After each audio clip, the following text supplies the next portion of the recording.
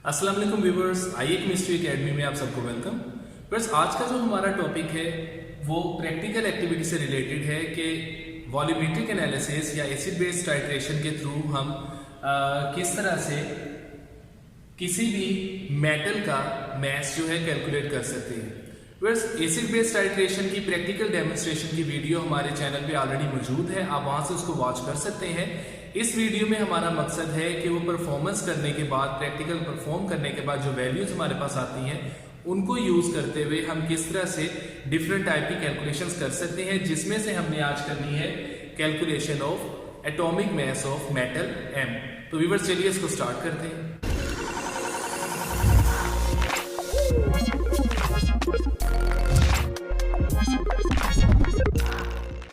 तो व्यूअर्स, सबसे पहले हम स्टेटमेंट देखते हैं। स्टेटमेंट के अकॉर्डिंग है 8.4 gram of MnHCO3 are dissolved per decimetre cube of solution. यहाँ पे m जो है डेट इज मेटल।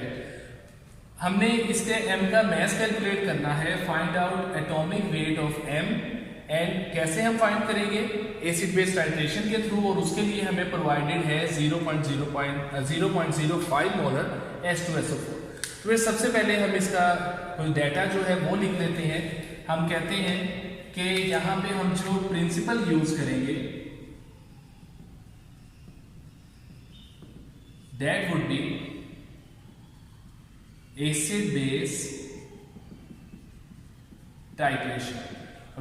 कैसे कि एक हमारे पास एसिड है और एक बेस है, तो एसिड बेस टाइट्रेशन हमारा प्रिंसिपल होगा। इसके अलावा व्यूअर्स, यहां पे हमारे पास है एक स्टैंडर्ड सॉल्यूशन। स्टैंडर्ड सॉल्यूशन वो सॉल्यूशन होता है जिसकी स्ट्रेंथ हमें गिवन होती है, पता होती है, और इस केस में हमारे पास है 0.05 molar H2SO4, that is our standard solution. अब जब हम इन दोनों को रिएक्ट करवाएंगे तो हमारे पास आएगी इनकी केमिकल इक्वेशन, उसको लिखते हैं हम। केमिकल इक्वेशन व्यूअर्स हमेशा बैलेंस फॉर्म में आपने लिखनी है ताकि हमें उससे उसके मोल रेशियो की अंदाजा हो सके। तो यहाँ पे केमिकल इक्वेशन हम लिखते हैं, हमारे पास है MnHCO3 और हमने इसको ट्रीट करवाना है H2SO4 के साथ। फिर इक्वेशन इस तरह से होगी, पहले हमारे पास बनेगा M2SO4, साथ में बनेगा H2O और 2CO2। एरो का मतलब कि गैस है, ये एस्केप हो जाएगी। अब इस बैलेंस केमिकल इक्वेशन से हम निकालेंगे mole ratio of acid and base. तो यहां पे हम देख रहे हैं कि जो बेस है उसके 2 मोल यूज हो रहे हैं, जबकि एसिड का 1 मोल, तो रेशियो बन जाएगी 2:1। अब व्यूअर्स, जैसे हम एसिड बेस टाइट्रेशन करते हैं तो हमने उसमें पढ़ा हुआ है कि हम एसिड को हमेशा ब्यूरेट में लेते हैं और बेस के 10 सेंटीमीटर क्यूब को बाय कन्वेंशन हम ऊपर नीचे माउंट भी कर सकते हैं, लेकिन स्टैंडर्ड वाइज हमने रखा हुआ है कि बेस के 10 सेंटीमीटर क्यूब को हम फ्लास्क में लेते हैं विद अलोंग विद इंडिकेटर, और फिर उसको एंड पॉइंट तक एसिड से ट्रीट करवाते हैं। और जब हम ट्रीट करवा देते हैं तो जितना भी एसिड का वॉल्यूम यूज होता है ब्यूरेट से हम उसको कैलकुलेट कर लेते हैं। तो यहाँ पे हम सपोज करते हैं कि जो वैल्यू हमारे पास आती है volume of acid used and calculated from burette, तो वो हम सपोज कर लेते हैं हमारे पास है 10.0 सेंटीमीटर क्यूब। एग्जैक्ट वैल्यू आपको इसकी प्रैक्टिकल से, परफॉर्मेंस से पता लगती है, तो समझाने के लिए हम यहाँ पे सपोज कर रहे हैं 10.0 सेंटीमीटर क्यूब। अभी बस सबसे पहला स्टेप हम क्या करते हैं, ये जब डाटा हमारे पास आ गया तो सबसे पहला स्टेप है हमने फाइंड करनी है फाइंडिंग मोलैरिटी, जिसको हम कहते हैं कि हम स्टैंडर्डाइजेशन भी कह सकते हैं। स्टैंडर्डाइज करेंगे कि हमारे पास जो MnHCO3 है उसकी मोलैरिटी क्या है। तो मोलैरिटी व्यूअर्स फाइंड करने के लिए हम फार्मूला यूज करेंगे M1V1 over N1 equals M2V2 over N2। Viewers, यहाँ पे एक सेट हम सेट कर लेते हैं, चूज कर लेते हैं बेस के लिए, और दूसरा सेट जो है उसको हम चूज कर लेते हैं एसिड के लिए। तो हम अपने प्रीवियस लेक्चर्स में भी कह चुके हैं कि यहाँ पे जो M1 और M2 है ये मोलैरिटीज को रिप्रेजेंट कर रहे हैं respectively acid base and acid के लिए। V1 और V2 जो है ये वॉल्यूम को रिप्रेजेंट कर रहे हैं और N1 और N2 जो है ये नंबर ऑफ मोल्स को रिप्रेजेंट कर रहे हैं। तो हम इन वैल्यूज को पुट करते हैं इस डाटा में से जो हमारे पास है। M1 हमने फाइंड करना है, V1 हम फ्लास्क में जो बेस का वॉल्यूम लेते हैं वो बाय कन्वेंशन 10 लेते हैं। नंबर ऑफ मोल्स बेस के देखें तो व्यूअर्स बैलेंस इक्वेशन से हमें पता लग रहे हैं 2।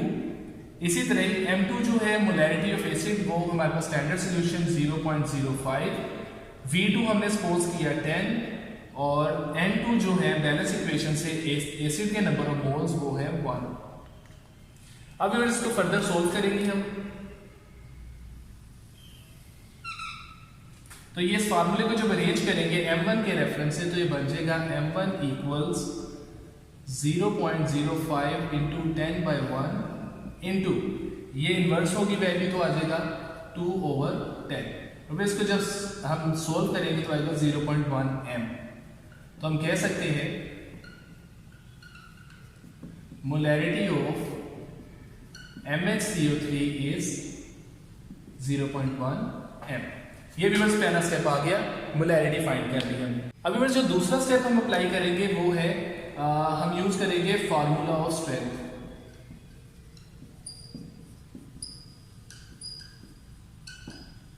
अब व्यूअर्स फार्मूला ऑफ स्ट्रेंथ जो है वो है हमारे पास के अमाउंट पर लीटर और per decimetre cube that is equal to molarity into molecular weight. अब व्यूअर्स हम अपनी अगर स्टेटमेंट देखें तो हमें जो अमाउंट पर डेसीमीटर क्यूब है MnCO3 की वो गिवन है दैट इज 8.4। तो हम यहाँ पे लिखेंगे 8.4 इज इक्वल टू मोलैरिटी अभी हमने फाइंड की 0.1 और मोलर वेट ऐसे ही हम कैलकुलेट करेंगे। व्यूअर्स ये आ जाएगा हमारे पास molar weight molecular weight that is equal to 8.4 divided by 0.1 और ये आ जाएगा हमारे पास 84 ग्राम्स। तो व्यूअर्स ये हमने निकाल लिया मोलर वेट। अब व्यूअर्स इसी मोलर वेट को यूज करते हुए हम निकालेंगे मैस ऑफ M और वो किस तरह से हम निकालेंगे, हम कहेंगे कि हमने देख लिया total mass of MnCO3 that is equal to 84 grams. अब इनके मैस हम लगाते हैं, हम ये फार्मूला पहले बना लेते हैं। वो बनेगा M plus 1 into H plus 1 into C plus 3 into O that is equal 84 grams. Plus hydrogen का मैस लगाएंगे तो ये बन जाएगा 1 इंटू 1 प्लस 1 इंटू 12 कार्बन का मैस और ऑक्सीजन होता है 16 that is equal to 84 grams. इसको फर्दर सोल्व करेंगे। M plus 1 plus 12 plus 48 that is 84 grams और व्यूअर्स ये आ जाएगा M plus 61 that is equal to 84 grams और व्यूअर्स M हमारे पास आ जाएगा 84 माइनस 61 दैट इज 23 ग्राम्स। तो व्यूअर्स इस तरह से हमने मेटल का मैस निकाल लिया और आपको पता है 23 जो है किसका मैस होता है, तो हम कहेंगे metal M is sodium which has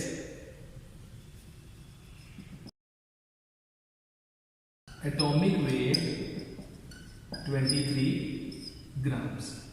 तो व्यूअर्स आज के लेक्चर में हमने देखा कि हम वॉल्यूमेट्रिक एनालिसिस की कैलकुलेशंस के थ्रू किस तरह से किसी भी मेटल के मैस को कैलकुलेट कर सकते हैं। आई होप कि आपको ये लेक्चर समझ आ गया होगा। फिर भी अगर कोई क्वेश्चन या कंफ्यूजन हो तो आप हमें ऑनलाइन कमेंट्स में पूछ सकते हैं।